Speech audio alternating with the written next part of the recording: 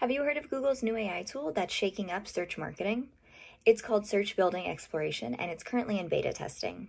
So Search Building Exploration is a bidding optimization tool that's AI powered. So this can help advertisers simplify the bidding process by providing data-driven insights for better decision making. This is going to make it easier to see how different bidding strategies impact our results. So it's going to target low traffic but high converting queries and expand reach beyond typical keywords. The benefit of this is that SBE removes guesswork to drive new traffic and conversions. This is going to increase your ROAS by up to 10%.